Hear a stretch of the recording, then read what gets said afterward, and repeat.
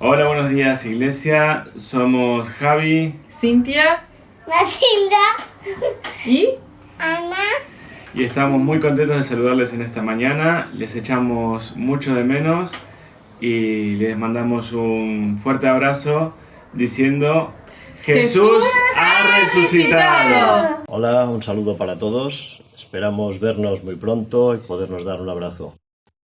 Que el Señor os bendiga. Un abrazo para todos. Hola a todos, os saludamos desde casa, Goyo. Ana, Marta y Laura. Un saludo a todos. Hola familia linda, los extraño un montón, les mando un beso bien grande, Dios me los bendiga mucho. Hola. Hola. Ánimo hermanos, ya queda menos. Un abrazo para todos, cuidaros mucho y ya sabéis, quédate en casa. Hola, os queríamos dar un saludo a la iglesia y tenemos ganas de veros. Somos Inés y Sandro y queremos dar un apoyo también a todos los que estáis trabajando en esta crisis y animar a todos a confiar en el Señor. Un beso fuerte también para los niños de nuestra iglesia. Queridos hermanos, desde nuestro hogar queremos enviarnos un saludo fraterno en estos días de confinamiento. Bendiciones para todos. También queremos dar las gracias a todos los hermanos que se están esforzando y trabajando para que cada día podamos recibir a través de las redes sociales los mensajes que tanto nos alientan y nos hacen sentir una gran familia. Gracias a todos y, como dice el himno, que el Señor nos guarde a todos hasta que nos volvamos a ver. ¡Hola iglesia! ¿Qué tal? Queríamos aprovechar la oportunidad que se nos da en este vídeo para saludaros a todos, mandaros muchos ánimos y mucha fuerza, muchas bendiciones, que estamos pasando tiempos difíciles, pero poco a poco vamos a salir de esto y nada, que tengáis mucha fuerza y mucho ánimo y que pronto nos veremos como hacíamos antes cada domingo. ¡Bendiciones, iglesia! ¡Adiós! Adiós. Hola, buenos días. Dios es bueno. ¡Hasta pronto! ¡Hasta pronto! ¡Feliz domingo! Buenos días, iglesia, feliz domingo de resurrección.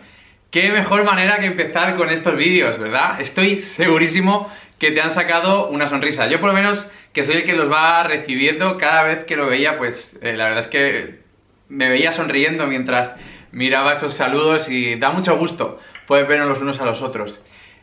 Te animo a que hagas esto, ¿vale? Te pongo aquí el número de la iglesia en pantalla y mándanos al WhatsApp de la iglesia en horizontal, ¿vale? Con toda tu familia un saludo, presentaros o como queráis, lo que queráis, algo así breve, como habéis visto.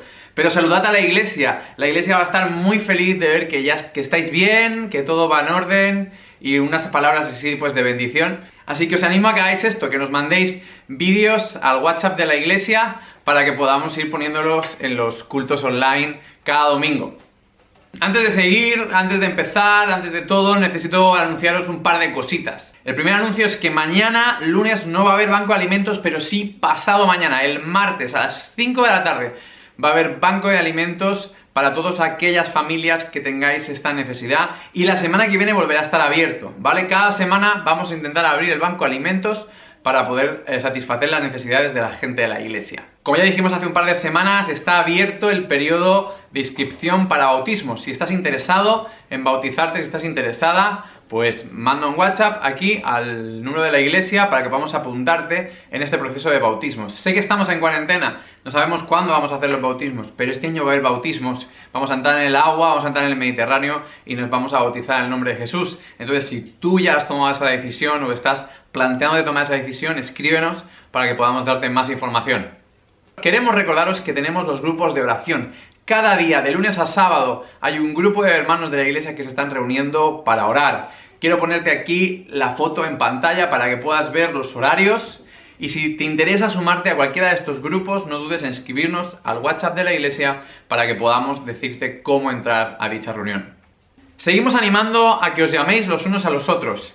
Ya van muchas semanas de confinamiento y qué bueno que nos están llegando feedback de que nos estamos cuidando los unos a los otros, pero sigamos haciéndolo, sigamos cogiendo el teléfono, llamando, preguntando cómo estamos. Obviamente todo el mundo en casa, sigamos las instrucciones de nuestras autoridades, pero eso no quita que podamos seguir llamándonos y cuidándonos. Que el confinamiento, por mucho que se esté alargando, no nos haga perder en ánimo a la hora de estar llamándonos los unos a los otros. También aprovecho para recordaros que cada día estamos mandando algún tipo de contenido a través del WhatsApp de la iglesia. Si no lo estás recibiendo, pues por favor, mándanos un mensaje haciéndonoslo saber para que tú puedas recibir cada día pues los devocionales, las entrevistas, los juegos que algún día también mandamos los miércoles, etcétera, etcétera, etcétera. Y para acabar este tiempo de anuncios, queremos enseñaros los dibujos de nuestros más pequeños y nuestras más pequeñas. Como sabéis, la semana pasada pues les pedimos que si podían hacer un dibujo que representara esta metáfora de que somos un puente entre Dios y los hombres, y nos han mandado varios dibujos y queremos enseñároslo. Espero que lo disfrutéis.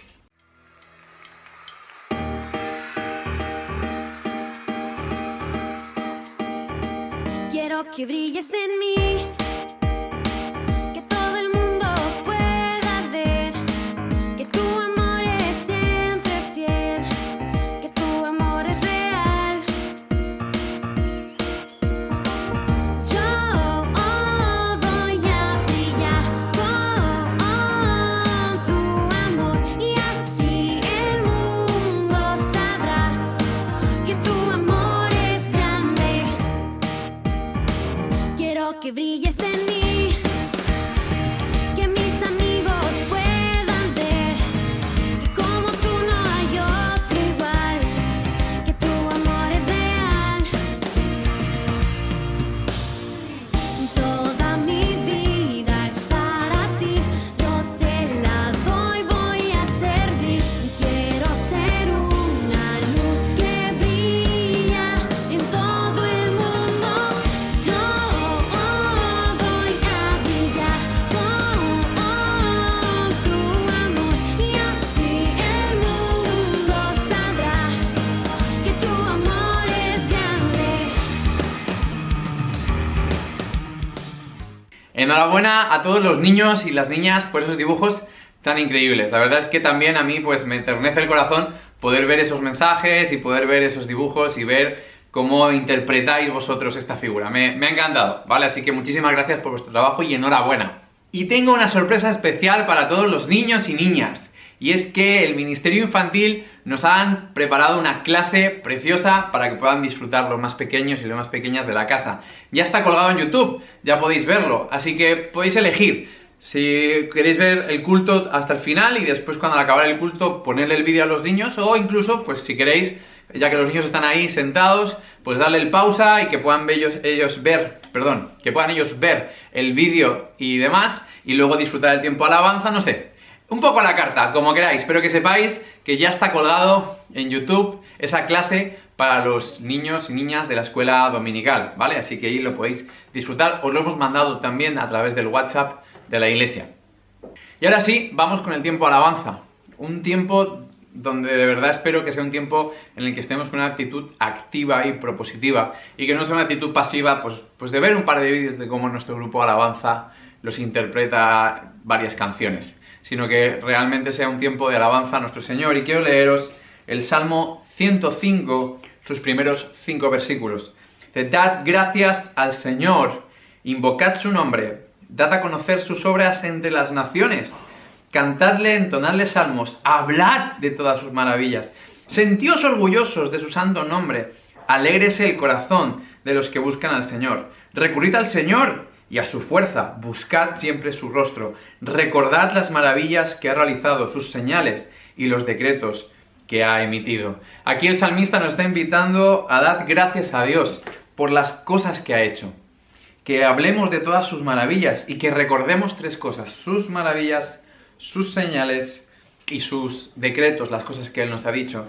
Y os invito a que en este tiempo de alabanza pues tengáis en cuenta estas cosas, que podáis tener un tiempo de acción de gracias, de darle gracias a Dios por las cosas que Él ha hecho en tu vida, por las señales que ha hecho en tu vida, y que sea un tiempo de recordar todo lo que ha hecho. Es verdad que la situación, no sé cómo estamos cada uno en su casa, en su familia, puede invitar a no adorar o a no tener una actitud de agradecimiento, pero te invito a que puedas recordar las maravillas que Dios ha hecho en tu vida, las señales que Él ha dado Y también sus decretos, también las cosas que Él te ha dicho, las cosas que Él te ha ordenado. Te invito a que puedas recordar todo eso y darle gracias, juntos como familia desde vuestra casa. Adelante, Grupo Alabanza.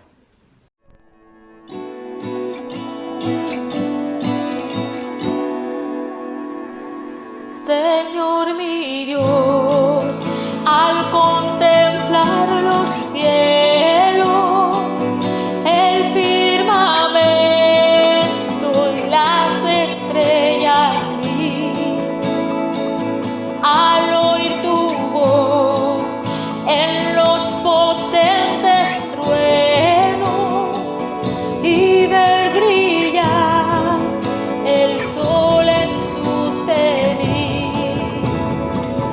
Mi corazón entona la canción,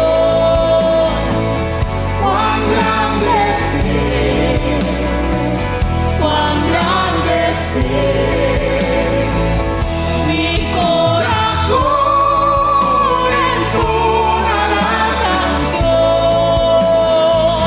cuán grande es Él, cuán grande es Él.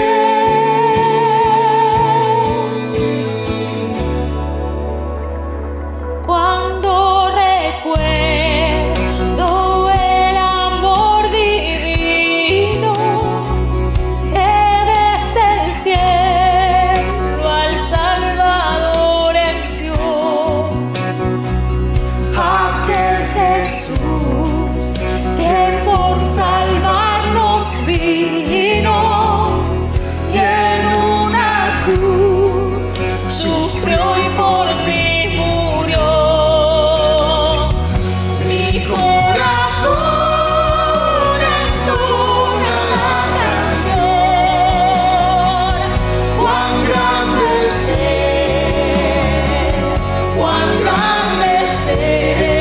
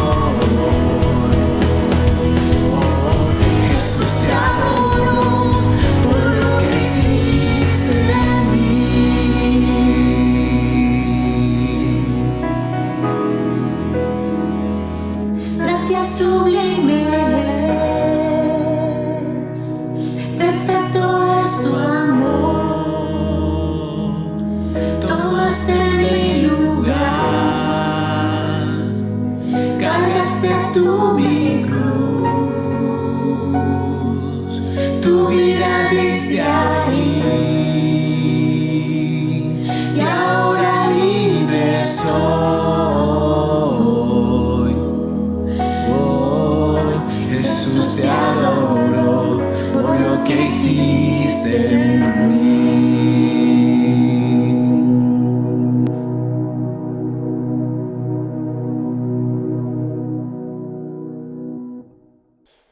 Queridos hermanos, estoy muy contento de poder estar aquí compartiendo con vosotros hoy esta palabra.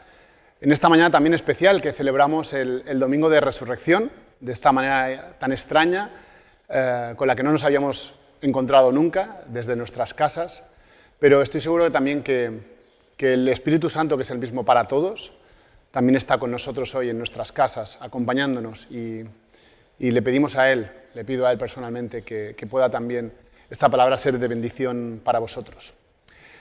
Como todos sabéis, estamos meditando en estos días en la epístola de Pedro, que está hablando a unos creyentes que están fuera del ámbito de Jerusalén y fuera del ámbito de Israel, que están en un exilio, están fuera y están pasándolo mal. Y Pedro es muy consciente de que están pasando un tiempo de sufrimiento, están experimentando cosas bastante duras. Había en aquel momento una persecución que no era oficial, pero que parece ser que estaba instigada por los gobernantes, estaba encubierta, pero se estaba expresando concretamente en un rechazo profundo de la población, de toda la sociedad, hacia los cristianos. Esa era la realidad. Eran atacados los cristianos pues un poco por ser diferentes. Y sobre todo es muy interesante que Pedro lo deja muy claro, que eran calumniados. Es decir, que estaban siendo atacados injustamente, se estaba diciendo cosas de ellos que eran mentira. Indalecio lo comentó este jueves, que desde la segunda parte del capítulo 2, Pedro está hablando a estos creyentes en pruebas de cómo tienen que enfrentarse y cómo tienen que comportarse frente a esta situación tan injusta. Y les habla de paciencia, de sumisión, de que no se pueden tomar la justicia por su mano, que tienen que tener una actitud constructiva y, sobre todo, que tienen que mantener su testimonio cristiano. Ahora son distintos, ya no son como los demás, y tienen que mantener su testimonio en medio también de esta prueba. Y todo esto lo tienen que hacer en los diferentes ámbitos de su vida. Les habla como ciudadanos, como siervos, y ahora en el capítulo 3 veréis que está hablándoles como matrimonios y también como iglesia, como un cuerpo de Cristo, como una familia distinta a la familia carnal, una familia espiritual. Y Pedro es muy consciente del sufrimiento que están pasando, de todo este camino en el que están transitando los creyentes, y también sabe lo que ese sufrimiento puede producir en la vida de los creyentes. Y ahora, en esta parte final del capítulo, quiere llevarles a una conclusión muy importante. Si os parece, acompañadme a leer aquí en Primera de Pedro, en el capítulo 3 y versículos del 13 al 17. Dice así: ¿Y quién es el que os perjudicará o el que os hará daño si os mostráis celosos por lo bueno? Y aun si sufrís a causa de la justicia, sois bienaventurados. No os amedrentéis por temor a ellos, ni os turbéis, sino santificad al Mesías como Señor en vuestros corazones. Y estad siempre prestos para presentar defensa ante todo el que os demande razón acerca de la esperanza que hay en vosotros.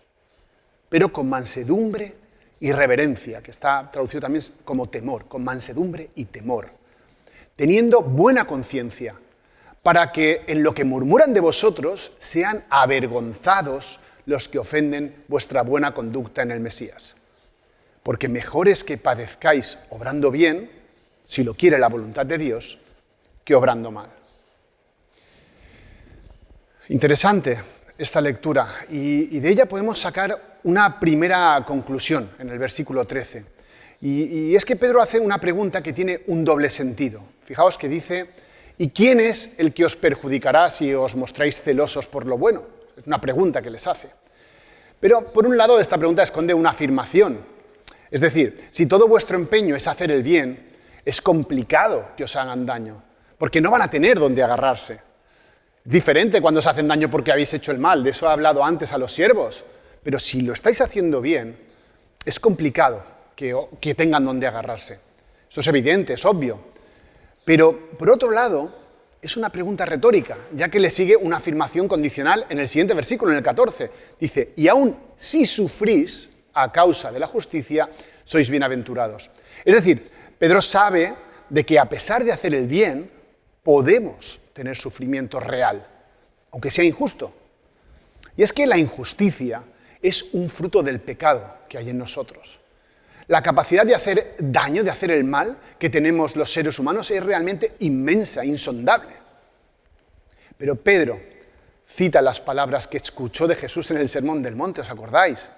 Bienaventurados, afortunados, bendecidos, cuando os insulten y persigan y digan todo género de mal contra vosotros falsamente, por causa de mí.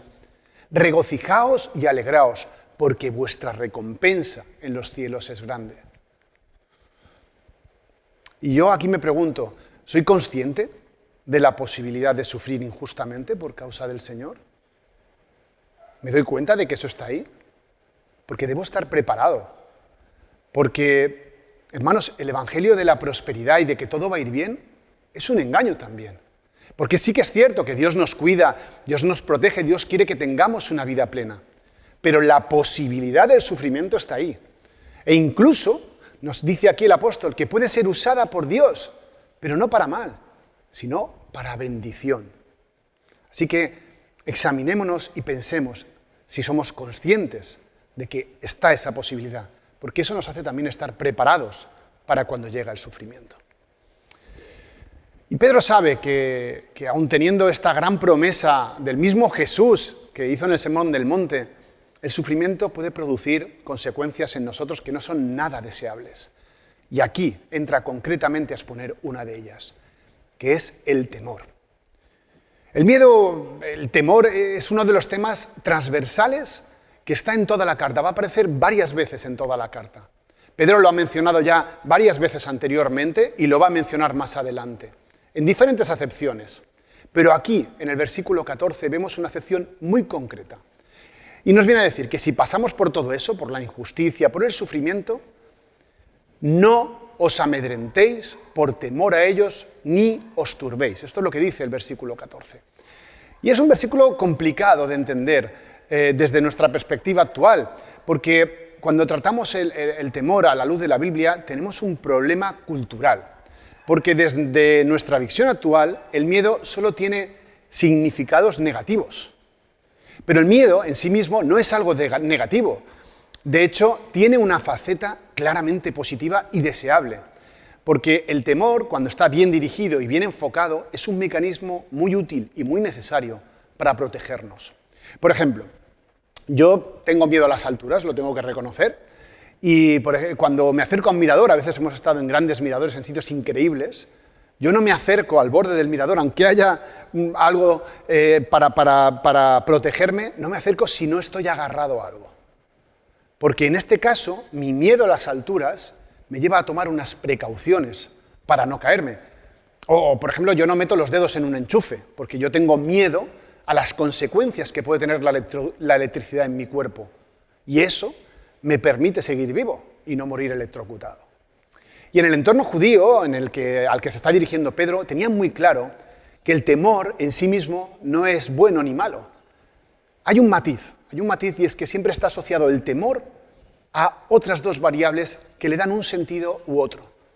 Por un lado, al sujeto causante del temor y por el otro lado, a las consecuencias que ese temor produce en nosotros. Es decir, hay que preguntarse quién o qué causa el miedo, el temor, y qué efecto tiene ese miedo en mí.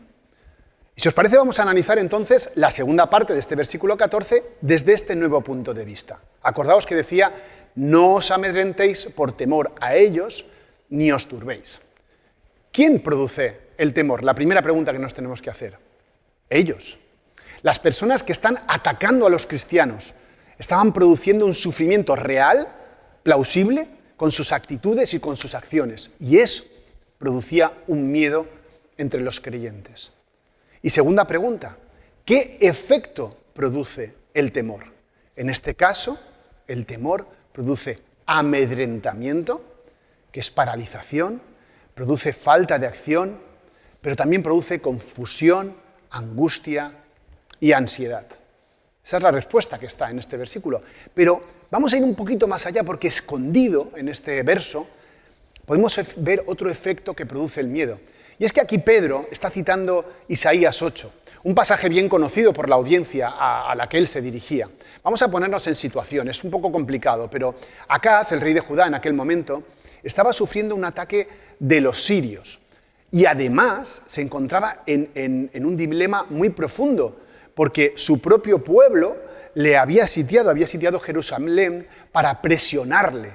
Tenía que decidir si se aliaba con Asiria, que era por lo que le estaba presionando su propio pueblo, para defenderse de este ataque. Y era una decisión muy difícil, porque aliarse con Asiria significaba aliarse con los incrédulos, con un pueblo enemigo del Dios verdadero. Eso era algo impensable para el pueblo de Dios.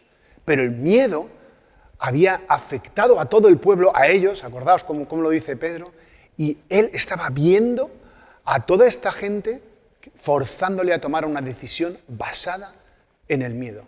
Y en ese preciso momento llega el profeta Isaías y se acerca a él para darle una palabra de ánimo, para darle promesas reales de parte de Dios. Y le dice en el 8:12, fijaos en Isaías, no digáis que es conspiración todo lo que llama conspiración esta gente. No temáis lo que ellos temen, ni os dejéis asustar. Solo al Señor Todopoderoso tendréis por santo, solo a Él honraréis, solo a Él debéis temerlo. Y el Señor será un santuario. El profeta le está diciendo al rey que no debe tomar esa decisión enfocándose en el miedo que está a su alrededor, que lo está enfocando mal el miedo, lo está poniendo en el lugar equivocado. En lugar de mirar a esta gente que le presiona, debe cambiar el foco. No puede mirar lo que tiene alrededor, aunque es evidente que hay peligro, está clarísimo, pero no es lo importante. A cambio, el profeta le propone cambiar el foco de su temor y dirigir su temor a Dios. Fijaos, dice santificarle, honrarle y temerle, que todo viene a ser parte de lo mismo. El temor de Dios es todo eso. Es santificarle, ponerle en el primer lugar, darle toda la honra que se merece y también temerle. Sí, temerle, ¿por qué no? Porque Dios es justo y debemos temer su juicio. Fíjate que el temor sigue existiendo, pero ahora, en lugar de estar enfocado en un lugar, se enfoca en Dios. Y ese temor dirigido iba a producir resultados completamente distintos a los que se veían venir. Le dice el profeta que Dios será su refugio, le promete que el hijo que está por llegar va a ser feliz, va a estar bien. Le está diciendo, cambia tu temor, cambia el foco de tu temor al enemigo por el temor de Dios. Entonces el efecto va a ser distinto, va a cambiar, no vas a ser derrotado. Pero ¿sabes lo que hizo? Acá, ¿sabes lo que decidió? Con toda esta información, decidió no hacerlo. Y las consecuencias fueron nefastas. El enemigo vence, la idolatría se introduce profundamente entre el pueblo de Dios e incluso tiene que sacrificar a su hijo. Ese hijo sobre el que tenía una promesa de Dios acaba muriendo por su culpa, por culpa de esta mal decisión. Y es que el temor mal dirigido, hermano, nos hace tomar malas decisiones. Y Pedro les está recordando esta historia en este versículo y les está diciendo, el temor puede hacer que toméis muy malas decisiones. Aparte de acongojaros, de angustiaros, además, y de paralizaros, os va a hacer tomar malas decisiones. Y aquí hay un momento de reflexión, hermanos. ¿Soy capaz de analizar dónde enfoco mi temor? Porque eso es mi responsabilidad. Tengo toda la información. Está claro, tengo la información de lo que pasa a mi alrededor, que es angustiosa, pero también tengo la palabra que me da la información de lo que quiere Dios. Y seguramente desde este punto de vista, incluso el que podían tener aquellos creyentes podían decir, mira, Pedro, muy bien, gracias, bonitas palabras, pero tú no estás aquí, tú no estás pasando lo que estamos pasando nosotros y no sabes de lo que estás hablando. Pero hermano, Pedro sabía muy bien de lo que estaba hablando. Aunque era un tipo que parecía muy valiente, muy echado para adelante, muy impulsivo, sabía mucho sobre el temor. Porque todo lo que escribe Pedro en esta carta es el resultado de un proceso vital, profundo, que ha vivido en primera persona. Vamos a repasarlo, si te parece. ¿Recuerdas la escena en la que Jesús aparece a sus discípulos caminando sobre las aguas en medio de una tormenta? Jesús les dice: chicos, no temáis, enfocaos en mí, estoy aquí. Y Pedro parece que entiende ese mensaje, parece que deja de mirar lo que tiene alrededor y se enfoca en Jesús y le dice: Jesús, si eres tú, dime que vaya. Y Jesús le dice: claro, ven, Pedro. Entonces Pedro, enfocado en Jesús, comienza a caminar sobre el agua y va hacia Jesús. Fíjate, cambiando el foco de su temor, de la tormenta que tenía alrededor y poniéndolo en Jesús, está viviendo un milagro. El resultado del cambio de foco es sobrenatural y milagroso. Pero acto seguido, Pedro se vuelve a desenfocar y vuelve a ver lo que tiene alrededor. El foco de su temor cambia y se fija en todo esto y automáticamente el resultado también cambia y empieza a hundirse. Vamos a cambiar de escena. Estamos al final ya del ministerio de Jesús. Marcos, que era un discípulo de Pedro, además, parece ser que era el hijo espiritual de Pedro, relata una escena en el capítulo 14, todos la conocéis, el arresto de Jesús. Jesús les ha estado ministrando a los discípulos intensamente. Fijaos en los versículos anteriores si podéis. Les ha hablado de un montón de cosas, les ha preparado para lo que va a pasar, les ha dado esperanza, les ha dado la visión de la eternidad, del reino de los cielos, les ha asegurado que no les va a pasar nada, que Él va a interceder ante ellos con el Padre, con Dios. Pero ahora llega una turba enfadada, está armada, está encabezada por los líderes religiosos y llegan al huerto de Getsemaní para apresar a Jesús. Hermanos, era algo muy injusto, quizá la injusticia más grande que se ha cometido en la historia de la humanidad. También lo era la situación de los receptores de esta carta. Pedro acababa de ser ministrado por Jesús personalmente. Jesús le había dicho: he rogado por ti. Estaba Jesús orando a su Padre, rogándole por un montón de cosas que iban a pasar. Y le dice: he rogado por ti, Pedro, para que tu fe no falte. Y con esa ministración, con esa palabra, que podría estar enfocado en esa promesa, Pedro de repente mira a su alrededor, a lo que está pasando. Y probablemente se asusta mucho, ve cómo todo se va a desmoronar a su alrededor y toma una decisión. Él decide la violencia. Su impulsividad le lleva a sacar una espada y a herir a uno de los que venían. Otra mala decisión, y una decisión que podía tener unas consecuencias nefastas, porque en ese momento se podía identificar el mensaje de Jesús con la violencia, y todo el propósito de Dios podía ser desvirtuado completamente, hasta el punto que el propio Jesús tiene que reñirle y decirle: Pedro, ¿qué haces? ¿Dónde vas? El temor de Pedro, mal enfocado, le estaba haciendo tomar una decisión que era opuesta completamente a la voluntad de Dios. Avanzamos un poco más en la vida de Pedro. Vamos a la escena siguiente, nos la relata Juan. Jesús ya está preso, está delante del sumo sacerdote, le van a juzgar. Y Pedro está ahí en el patio, le habían dejado entrar en el patio, parte de la turba se había quedado fuera, otros debían estar dentro. Estaban esperando a que el tribunal religioso diera su veredicto sobre lo que le iba a pasar a Jesús. Los ánimos debían estar calientes, exaltados. Y alguien reconoce a Pedro. Pedro lo había seguido, se había metido en la misma boca del lobo a Jesús, iba detrás de él. Pero alguien le reconoce y dice: oye, ¿tú no eras aquel que seguías a Jesús? Y Pedro debió quedar atenazado por el miedo. Otra vez por el miedo a ellos, a los que tenía a su alrededor. Se olvida de todo el compromiso que había adquirido con Jesús, que le había dicho: te voy a seguir hasta la muerte, Jesús. Y le niega hasta 3 veces. De nuevo, su miedo, enfocado en el lugar incorrecto, le lleva a una decisión pésima que le va a pesar profundamente. En este caso, una decisión que ataca a su propia integridad moral y espiritual. La última escena nos lleva al lago de Tiberíades. Todo ha ido mal, Jesús ha muerto, Pedro debe estar devastado, no solo por lo que ha pasado con todo, pero también por su propia traición al Maestro, deprimido. Los discípulos se han disgregado, todo se ha ido al garete. Tanto que Pedro decide volver a su antiguo oficio de pescador. Hay un momento que dice: pues ya sabéis que está con algunos otros de los discípulos y dice: me voy a pescar. ¿Te puedes imaginar esa situación, hermano? De profunda tristeza, de profunda depresión. Todo para lo que parecía que estaba dirigida tu vida ha fracasado.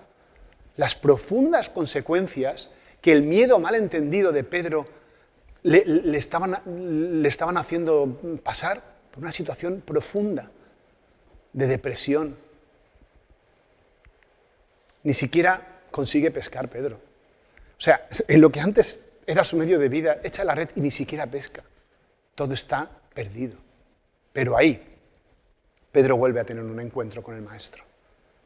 Se produce una pesca milagrosa y hay una escena delante del fuego donde Jesús se les aparece y habla con ellos.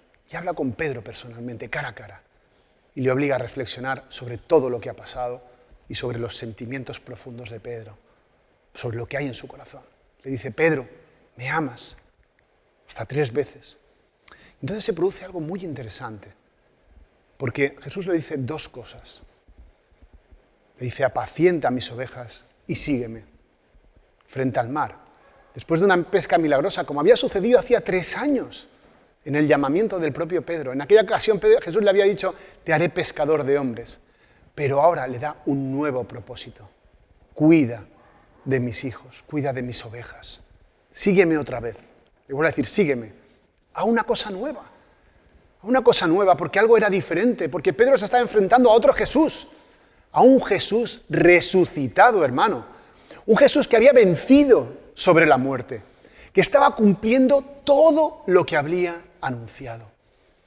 Un Jesús que se había enfrentado a su propio miedo, a su sufrimiento. Acordaos que le había dicho al Padre, Padre, si puede ser que esto no me pase. Pero él se había enfrentado con la confianza puesta en el Padre y había vencido.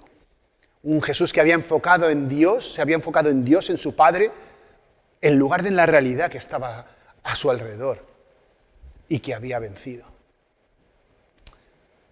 Y hoy precisamente, Domingo de Resurrección, celebramos exactamente eso. Que Jesús ha resucitado, que Jesús ha vencido. Ahora sí que puedo decir, ¿a quién debo temer? Si ni siquiera la muerte puede con Jesús. A partir de aquí comienza un nuevo camino para Pedro. Un camino que no estará exento de dificultades, de sufrimiento, de dolor, hasta la propia muerte de Pedro. Pero un camino de esperanza. Porque todas las palabras, todo lo que Jesús les había enseñado en el camino antes de su muerte, ahora cobraban un sentido completamente distinto. Después de la muerte y después de la resurrección. Acordaos, la promesa del Espíritu Santo, que está a punto de llegar. La promesa del gozo, la posibilidad de dirigirse a Dios directamente. La promesa de que Jesús va a interceder delante de su Padre por nosotros. La promesa del reino, que ya está preparado. La promesa de la vida eterna. Y es por eso que Pedro, en el primer capítulo de la epístola, puede hablar de una esperanza viva que está basada en la resurrección de Jesús precisamente, o de que vamos a tener una herencia incorruptible, o menciona que somos protegidos por el poder de Dios. Y esta esperanza es viva, Pedro lo sabe bien, porque se basa en una relación personal con el resucitado. Puedo conocer a Jesús. Puedo avanzar con Él. Es un proceso. Me acompaña en cada momento mediante el Espíritu Santo. Mi esperanza está viva, crece, se desarrolla, da fruto. Es un proceso que no se acaba. Por eso también el apóstol me va a hablar de otra manera de manejar el temor. En esta misma carta, en el 1.17 dice, y si invocáis al Padre al que juzga imparcialmente según la obra de cada uno, conducíos con temor todo el tiempo de vuestra peregrinación. Nos lo recordaba Óscar. Mirad dónde ponéis los pies por temor, porque invocáis al Padre, al que juzga imparcialmente. Y ese temor os va a hacer conduciros con prudencia en el camino. También dice, honrad a todos, amad a los hermanos, temed a Dios, honrad al Rey, en el 2.17. Y es que debo temer a Dios, debo poner mi temor en Dios, con todo lo que esto significa. Tengo temor de caer en el pecado, porque eso no agrada a Dios. Tengo temor de desobedecerle, porque Él es justo y tendrá que actuar en consecuencia. Temo deshonrarle a Dios con mis actitudes. Temo dar mal testimonio de lo que Dios ha hecho en mí. Y así termina también este pasaje que hemos meditado. Pedro da la solución. Dice, no les temáis a ellos, no os amedrentéis, sino, versículo 15, Santificad al Mesías como Señor en vuestros corazones y estad siempre prestos para presentar defensa ante todo el que os demande razón acerca de la esperanza que hay en vosotros. Pero con mansedumbre y reverencia, que aquí reverencia es temor, con mansedumbre y temor, teniendo buena conciencia, para lo que murmuran de vosotros sean avergonzados los que ofenden vuestra buena conducta en el Mesías. Nos está invitando a cambiar el objeto de nuestro temor hacia Dios, a enfocarlo en Dios. Y eso va a tener consecuencias muy distintas. En este caso, los que les atacan van a ser avergonzados. Pero además en la Biblia podemos encontrar muchísimas otras consecuencias del temor enfocado en Dios. Y eso daría para muchísimas predicaciones. Acordaos, lo podemos encontrar en la Biblia, el temor de Dios es el principio de la sabiduría, produce fe, produce valentía espiritual, produce humildad, porque Dios lo es todo, ¿no? Yo no soy nadie delante de Dios. Me protege de mí mismo, me ayuda a evitar el pecado, produce un liderazgo sano en el cuerpo de Cristo. Y hermanos, vivimos en un momento muy especial y muy delicado, donde el temor está jugando y va a jugar un papel muy clave, no solo ahora mismo, en este tiempo de confinación y del problema del virus, también después de todo esto. Es nuestra decisión identificar cuál es el foco de nuestro temor.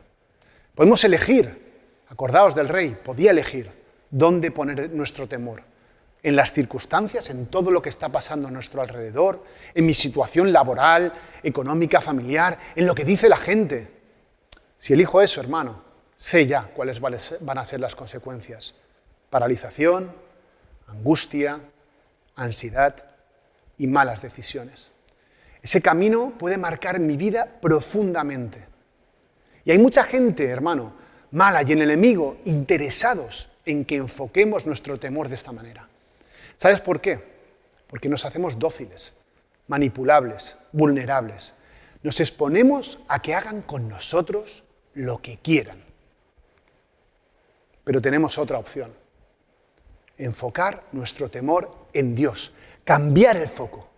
Dirigirlo a Dios. Protegernos de hacer lo malo. Vigilar nuestro camino.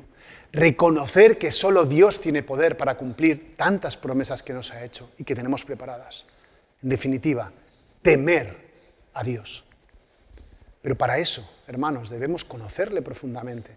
Porque no se trata de tenerle un miedo terrorífico. Es otro temor, hermano. Pero es un temor que surge del conocimiento y surge del amor profundo que el Señor ya ha tenido por nosotros y que nosotros también debemos tener por Él. Pedro había andado con el Maestro y aún así parecía que no le conocía. Tuvo que enfrentarse a Jesús resucitado para poder entender cómo era realmente Jesús y cómo era también su Padre. Nosotros tenemos una ventaja, hermano. Partimos de la base de ese Jesús que ya venció a la muerte. ¡Gloria a Dios! Tenemos una visión completa del cuadro. Y además tenemos también ya al Espíritu Santo en nosotros que nos acompaña y nos muestra lo que no entendemos. Pero nuestra responsabilidad es conocer a este Dios para poder depositar en Él nuestro temor. Es un proceso, hermano, es un proceso largo, va a durar toda nuestra vida. Pedro estaba viviendo en ese proceso y había cambiado profundamente su manera de entender las cosas y su manera de comportarse. Y ahora podía hablar con toda autoridad a los hermanos que estaban pasando por ese proceso.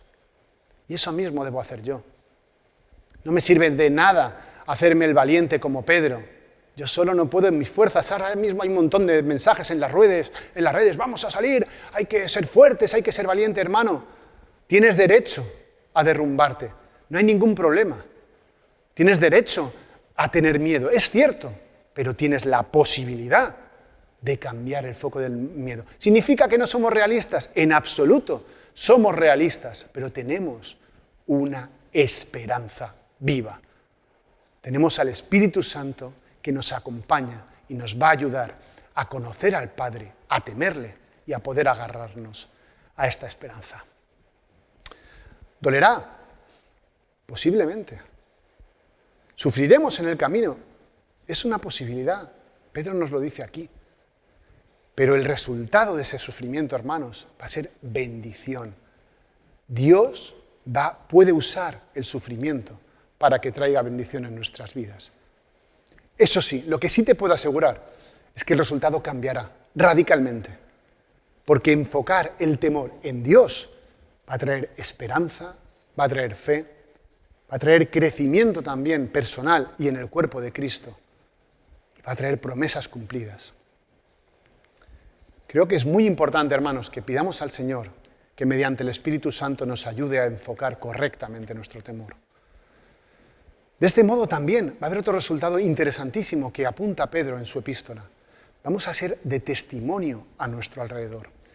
No por nuestras palabras, por lo bien que nos defendamos o por lo bien que prediquemos, sino por la realidad de nuestra vida. Va a ser algo visible a nuestro alrededor. Acordaos que dice que presentemos defensa con humildad, presentando nuestra vida, lo que hay. Os animo, hermanos, a buscar a Dios en oración durante esta semana, sobre todo en este tiempo, para que Él nos guarde y nos ayude a enfocar correctamente nuestro temor, porque queda mucho camino por delante, hermanos, pero también hay mucha esperanza y muchas promesas por disfrutar. Y me gustaría terminar con una canción que a mí me está ayudando especialmente en este tiempo. Me gustaría que me acompañaseis con ella. Es Mi Roca. Es una canción que habla de esperanza puesta en Jesús, de que tenemos una roca firme en medio de toda la tempestad donde podemos depositar nuestra esperanza. Espero que el Señor os bendiga.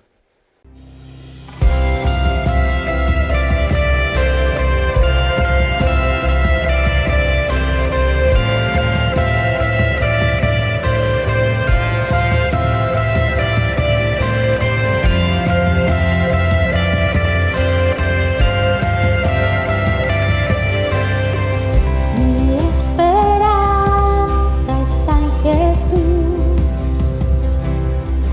en su justicia.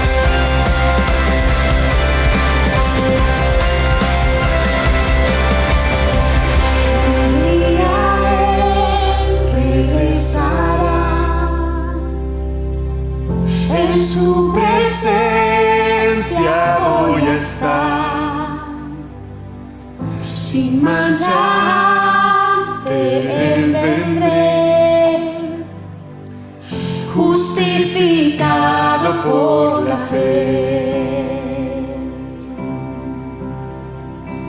En Jesús fuerte soy, solo Él mi roca es, sobre la tempestad Él es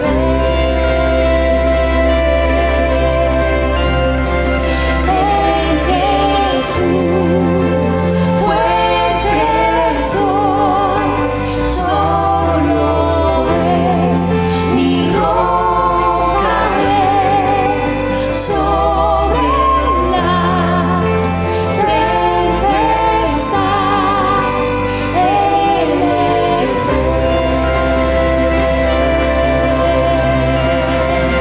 en Jesús fuerte soy, solo Él mi roca es, sobre la tempestad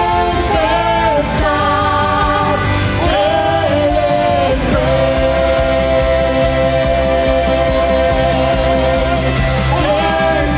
Jesús fuerte soy, solo Él mi roca es, sobre la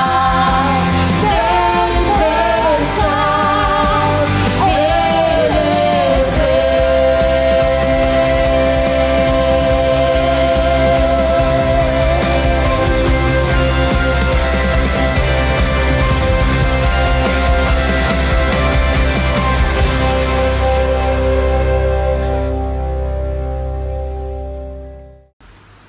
Para terminar el culto de nuestro día de hoy, en un fin de semana tan especial, en una semana tan especial, vamos a celebrar la Santa Cena del Señor, por lo cual os pido que tengáis el pan y el vino preparado cerca de vosotros, y vamos a leer en Mateo capítulo 26, leo desde el versículo 26, dice: mientras ellos comían, tomó Jesús un pan y, habiendo pronunciado la bendición, lo partió y, dándolo a los discípulos, dijo: tomad, esto es mi cuerpo. Vamos a compartir el pan y oramos agradeciendo al Señor por él.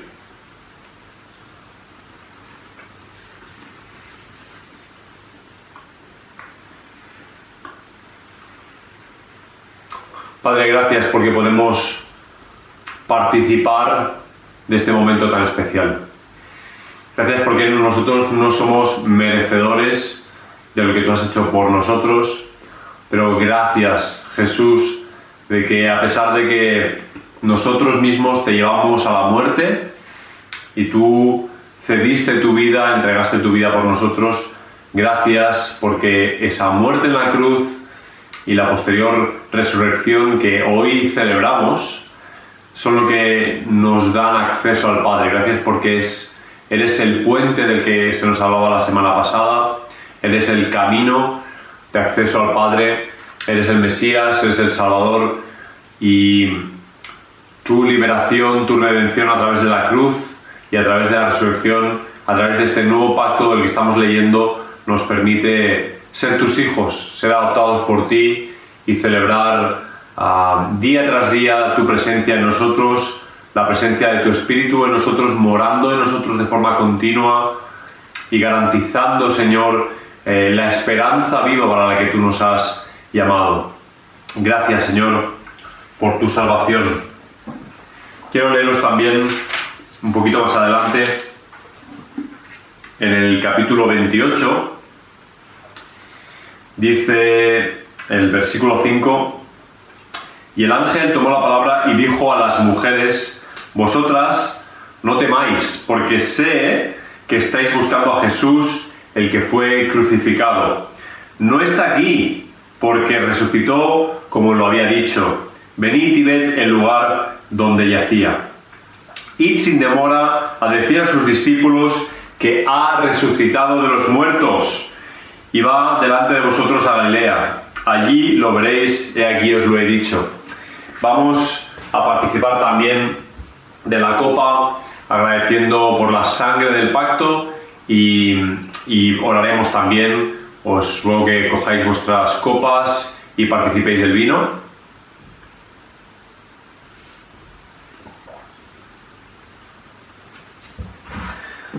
Jesús, gracias por tu infinito amor.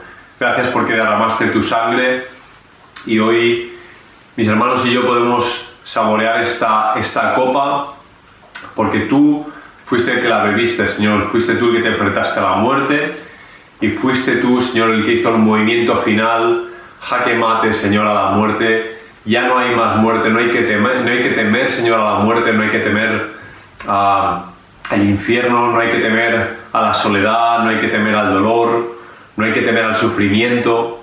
Tenemos una esperanza que está por encima de todo ello.